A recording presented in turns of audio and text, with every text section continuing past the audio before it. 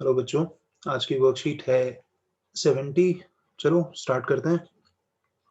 जैसे कि देख रहे हो इस वर्कशीट में चैप्टर 4 के बारे में बात हो रही है, लीनियर इक्वेशंस इन टू वेरिएबल्स। और इसमें हम रिवाइज करेंगे जो हमने वर्कशीट 15, 16, 17 और 18 में किया था।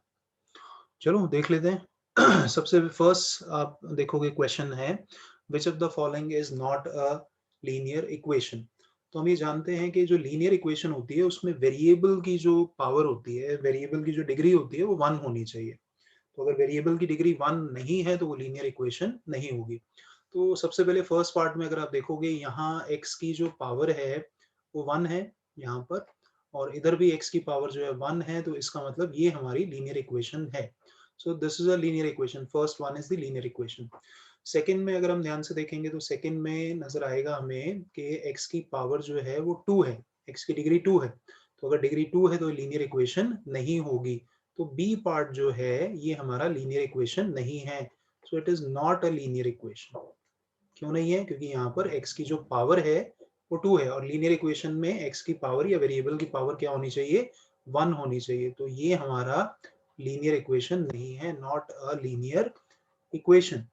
चलो थर्ड पार्ट देखो इसका। यहाँ जो वेरिएबल है हमारा x है, और x की पावर आपको दिख रही है, यहाँ भी 1 है, यहाँ भी 1 है, तो इसलिए ये भी लीनियर इक्वेशन है। अब बात आती है पार्ट डी की। तो पार्ट डी में हमें सॉल्व करके देखना पड़ेगा, सॉल्व करके चेक करना पड़ेगा कि लीनियर इक्वेशन है या नहीं है। तो आप नोटिस करोगे यहाँ लिखा है x प्लस 2 होल स्क्वायर, और इधर है हमारे पास x स्क्वायर माइनस 8। तो अगर हम इसे सिंप्लीफाई करते हैं लेफ्ट साइड में, यहाँ a plus b whole square का फॉर्मूला लगेगा। तो इसका मतलब a square plus b square और प्लस 2ab, राइट। ये फॉर्मूला हम जानते हैं, हमने पढ़ा है। तो x square minus 8 right side में। तो आपने क्या करना है, इसको सिंप्लीफाई करो। ये हो जाएगा एक्स स्क्वायर, 2 का स्क्वायर कितना होता है? 2 का स्क्वायर होता है 4। इसको सिंप्लीफाई करोगे 2 इंटू 2 हो जाएगा 4, और 4x हो जाएगा। ये इज इक्वल्स टू, ये हो गया हमारे पास एक्स स्क्वायर माइनस 8, राइट। तो अगर अब इन दोनों टर्म्स को हम शिफ्ट कर देते हैं लेफ्ट साइड में, तो इनके साइन चेंज हो जाएंगे। तो चलो कर देते हैं इन्हें शिफ्ट। तो ये हो जाएगा हमारे पास माइनस एक्स स्क्वायर और प्लस 8 इज इक्वल्स टू 0। तो एक्स स्क्वायर से ये एक्स स्क्वायर तो कैंसिल हो गया, तो हमारे पास क्या रह गया? हमारे पास रह गया 4x, और 4 प्लस 8 कितना होता है? 12 होता है, इज इक्वल्स टू 0। तो ये भी लीनियर इक्वेशन है हमारी, क्योंकि इसमें x की वेरिएबल है, जो वेरिएबल है हमारा x, उसकी पावर क्या है? 1 है। तो इसका मतलब इसका जो करेक्ट ऑप्शन है, कौन सी लीनियर इक्वेशन नहीं है, वो है हमारा बी पार्ट। बाकी ए सी डी ये तीनों की तीनों लीनियर इक्वेशन है। तो चलो बढ़ते हैं अब नेक्स्ट क्वेश्चन पर। नेक्स्ट क्वेश्चन क्या है? Linear equation in two variables has maximum solution. कितने सॉल्यूशन होते हैं? आपको याद होगा जो लीनियर इक्वेशन होती है टू वेरिएबल्स में, उसके इनफाइनाइट सॉल्यूशन होते हैं, इनफाइनाइट, अनगिनत सॉल्यूशन, जितने चाहे उतने सॉल्यूशन हम फाइंड कर सकते हैं। तो इसका सी पार्ट करेक्ट है। नेक्स्ट क्वेश्चन देख लेते हैं। नेक्स्ट क्वेश्चन क्या है? x इज इक्वल्स टू 0 किसको रिप्रेजेंट कर रहा है? x एक्सिस को, y एक्सिस को, line parallel to x axis और line parallel to y axis. तो आपको याद होगा कि x इज इक्वल्स टू 0 जो है ये रिप्रेजेंट करता है हमारा y एक्सिस को, क्योंकि y एक्सिस पे x कोऑर्डिनेट की वैल्यू 0 होती है। तो यहाँ हमें दिख ही रहा है कि x इज इक्वल्स टू 0 है, तो पूरे y एक्सिस पर x 0 होता है, तो इसलिए x इज इक्वल्स टू 0 किसको रिप्रेजेंट करेगा? y एक्सिस को। बढ़ते हैं नेक्स्ट क्वेश्चन की तरफ। नेक्स्ट क्वेश्चन क्या है? अ solution of the equation this is और आर। तो हमें चेक करना है कौन से इसके सॉल्यूशन है या नहीं है। तो सबसे पहले तो हम देखें कि हमारे पास, अगर हम ए पार्ट हम चेक करेंगे, कैसे चेक करेंगे? ये जो वैल्यूज दी हैं 0 माइनस 3, हम इस इक्वेशन में सब्स्टिट्यूट करते हैं। ध्यान रखिए जो पहली वैल्यू है वो x की है, दूसरी वैल्यू y की है। तो आप क्या करोगे, यहाँ पर x की जगह 0 और y की जगह 3 सब्स्टिट्यूट कर दोगे, माइनस 3। तो 3 इंटू 0 और minus minus 3 is equals to 3। तो 3 इंटू 0 कितना होगा? 0, और माइनस माइनस ही हो गया प्लस। तो 3 यहाँ आ गया, 3 इज इक्वल्स टू 3। ये तो ट्रू आ रहा है, तो इसका मतलब फर्स्ट वन जो है वो इसका सॉल्यूशन है। अब बी पार्ट कैसे चेक करोगे? बी पार्ट भी वैसे ही करोगे, x की जगह आप क्या सब्स्टिट्यूट कर दोगे इस इक्वेशन में 2, और y की जगह आप क्या सब्स्टिट्यूट कर दोगे, y की जगह आप 3 सब्स्टिट्यूट कर दोगे। तो कर देते हैं 3 into 2 और माइनस 3 इज इक्वल्स टू 3। तो 3 into 2 कितना हुआ 6, 6 minus 3 is equals to 3, 6 minus 3 कितना होता है 3, 3 is equals to 3। तो ये भी हमारा ट्रू है, 3 3 के इक्वल होता है। तो इसका मतलब B जो है वो भी गिवन इक्वेशन का सॉल्यूशन है। अब हम बात कर लेते हैं C पार्ट की। तो C पार्ट चेक करना है तो आप क्या करोगे, C पार्ट चेक करोगे तो x की जगह 3 और y की जगह आप 6 सब्स्टिट्यूट कर दोगे। तो कर दो आप, x की जगह 3, x की जगह 3 कर दिया और y की जगह आपने 6 सब्स्टिट्यूट कर दिया। तो अब आप देखो कि ट्रू होता है या नहीं। 3 into 3 कितना होगा 9 और 9 minus 6, 9 minus 6 कितना होता है 9 minus 6 होता है 3, 3 is equals to 3। तो ये जो है ये भी हमारा ट्रू आ रहा है रिजल्ट। तो इसका मतलब सी भी इसका सॉल्यूशन है। तो ए बी सी तीनों के तीनों सॉल्यूशन है। तो इसका मतलब इसका जो करेक्ट ऑप्शन हो गया वो हो गया all of these, all of these हो गया। तो इसका मतलब ये सारे के सारे इस गिवन इक्वेशन के सॉल्यूशन है। बढ़ते हैं नेक्स्ट क्वेश्चन की तरफ। नेक्स्ट क्वेश्चन क्या है, ये लिखा है x is equals to 2 और y is equals to 3 is a solution of the linear equation। किसका सॉल्यूशन है, तो सिंपली आपको क्या करना है, ये x2 और y3 सब्स्टिट्यूट करके चेक कर लेना है। तो सबसे पहले a में सब्स्टिट्यूट करते हैं, x को 2 और y को 3। तो चेक करते हैं, अगर ट्रू होगा तो सॉल्यूशन है, नहीं होगा तो सॉल्यूशन नहीं है। 2 into 2 कितना हो गया 4, 4 plus 3, 4 plus 3 is equals to 8, 4 plus 3 कितना होता है 7, 7 is equals to 8। क्या 7 8 के इक्वल हो सकता है, नहीं हो सकता। तो इसका मतलब ये तो फॉल्स हुआ। तो इसका मतलब 2 और 3 जो है फर्स्ट का सॉल्यूशन नहीं है। तो b की बात कर लेते हैं। b जो है हमारे पास लिखा है x plus 2y is equals to 8।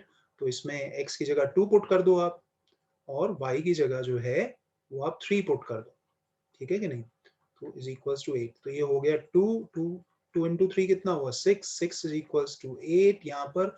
तो 2 plus 6 कितना हुआ 8, 8 इज इक्वल्स टू 8। तो ये तो हमारा रिजल्ट ट्रू है। ओके बच्चों, तो इसका मतलब ये तो सॉल्यूशन है ही है, मतलब इस इक्वेशन का ये सॉल्यूशन है ही है। अब बात कर लेते हैं सी पार्ट की। तो सी पार्ट की अगर बात करेंगे तो सी में लिखा है x plus y is equals to 8।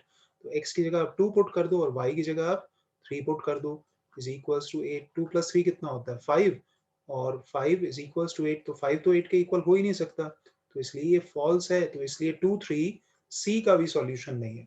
अब बात कर लें डी पार्ट की। तो डी पार्ट में जहां आप डी पार्ट देख रहे हैं, x की जगह क्या पुट करो, x की जगह 2 पुट करोगे तो ये बन जाएगा -2 और y की जगह आप पुट करोगे 3 इज इक्वल्स टू 8।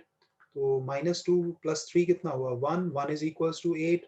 तो 1 इज इक्वल्स टू 8 नहीं हो सकता, तो ये भी फॉल्स है। तो इसका मतलब जो x2 है और y3 है वो हमारा सिर्फ किसका सॉल्यूशन है, वो बी इक्वेशन का ही या बी पार्ट का ही सॉल्यूशन है। नेक्स्ट क्वेश्चन पर बढ़ते हैं। नेक्स्ट क्वेश्चन क्या है, वो कह रहा है find any two solution of the given equation. इसके आप कोई दो सॉल्यूशन आप फाइंड करो और चेक करो whether 3 2 is a solution of the given equation. तो पहले तो हम कोई टू सॉल्यूशन फाइंड करने को कह रहे हैं। तो सबसे पहले तो आप इक्वेशन लिखो, पहले आप 2x plus y is equals to x plus 5। अब एक काम करते हैं, हम x को शिफ्ट कर देते हैं लेफ्ट साइड में। तो ये हो जाएगा हमारे पास 2x plus y minus x is equals to 5।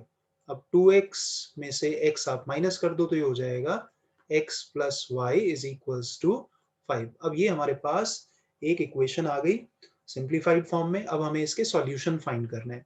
तो सॉल्यूशन फाइंड करने के लिए हम क्या करते हैं, आपको याद होगा, पहले आप इस तरह से एक टेबल बना लो आप, और यहाँ पर क्योंकि हमें दो सॉल्यूशन फाइंड करना है, वैसे तो हम इनफाइनाइट सॉल्यूशन फाइंड कर सकते हैं लेकिन हमें दो ही सॉल्यूशन फाइंड करना है, राइट, क्वेश्चन में बोला गया है। तो सबसे पहले तो आप क्या करोगे, आप यहाँ पर लेट कर लो, आप लेट कर लो x इज इक्वल्स टू 0।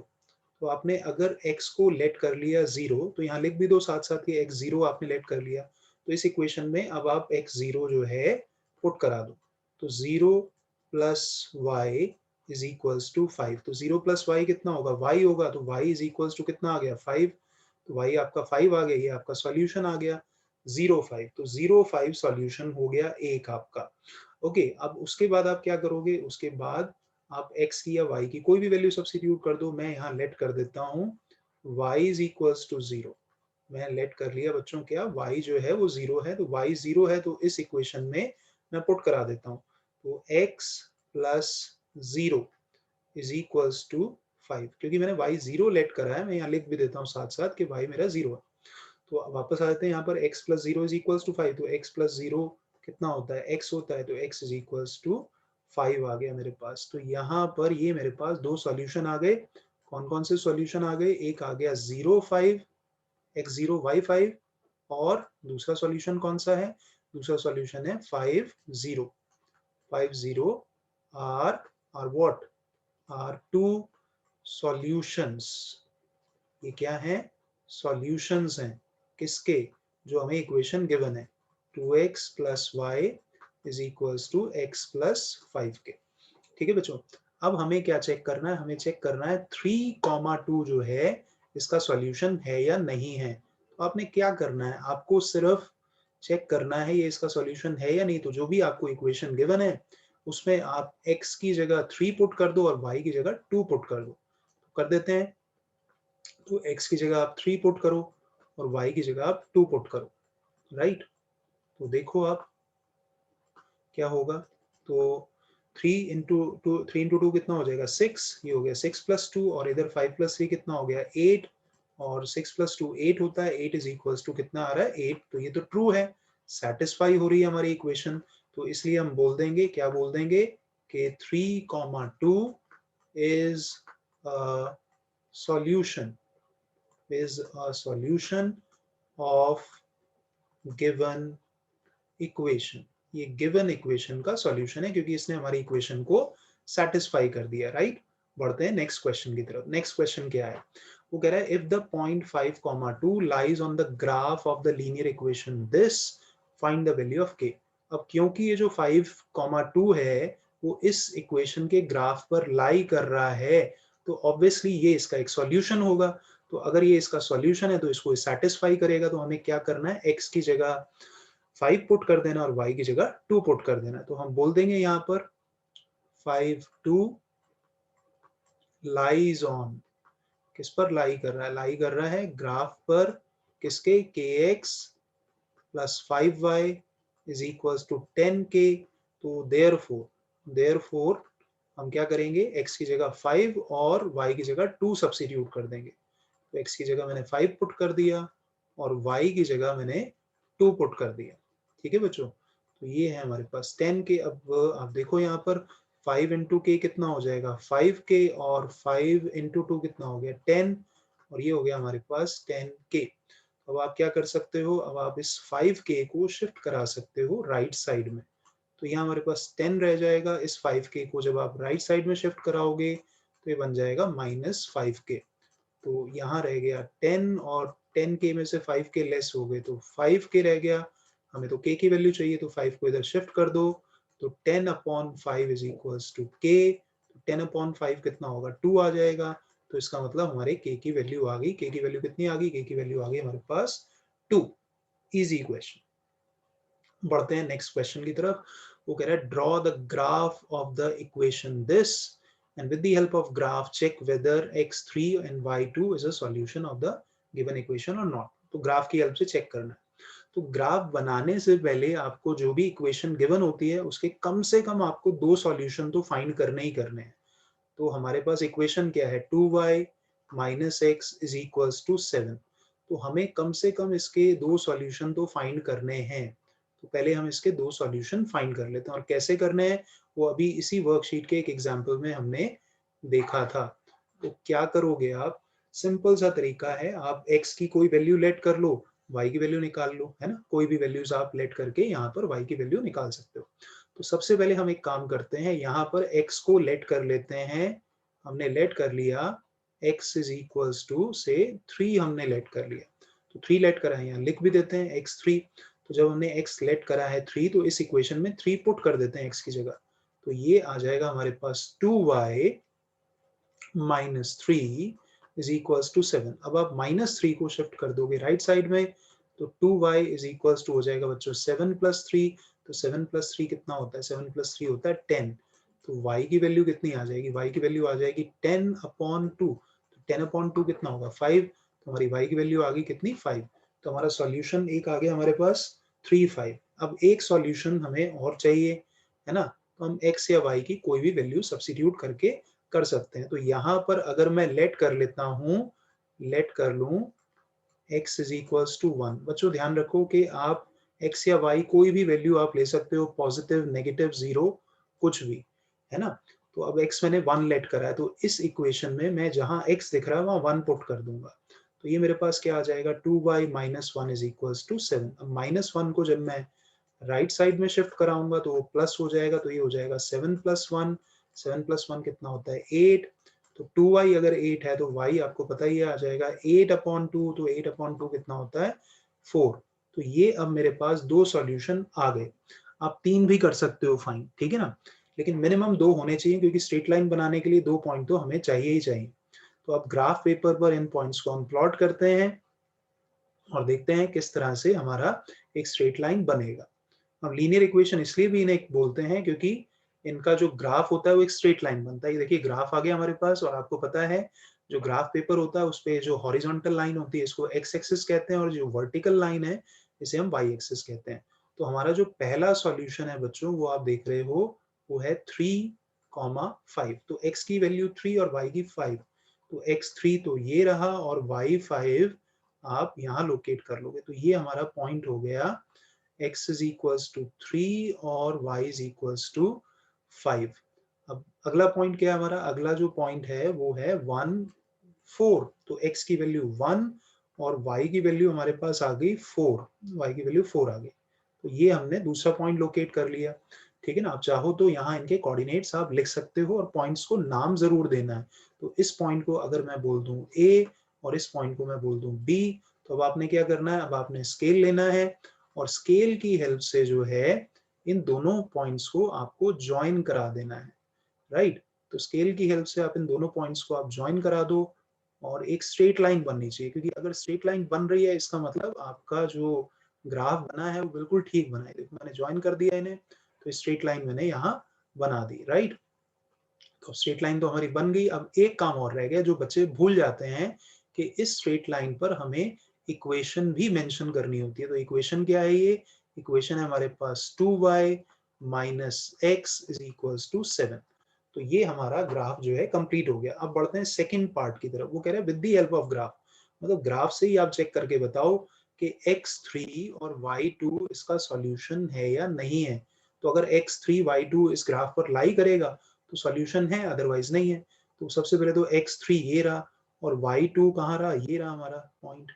तो ये जो पॉइंट है हमारा 3,2 क्या हमारे ग्राफ पेपर पर लाई कर रहा है, तो ऑब्वियसली ये ग्राफ पेपर पर लाई नहीं कर रहा है। तो इसलिए हम बोल देंगे कि 3,2 इज नॉट अ सॉल्यूशन, क्योंकि लाइन के ऊपर लाई नहीं कर रहा है। अगर इसके ऊपर होता तो सॉल्यूशन होता, right. Is not a solution of 2y minus x is equals to 7 बच्चों, राइट। आई बिलीव आपको ये क्लियर हो गया है।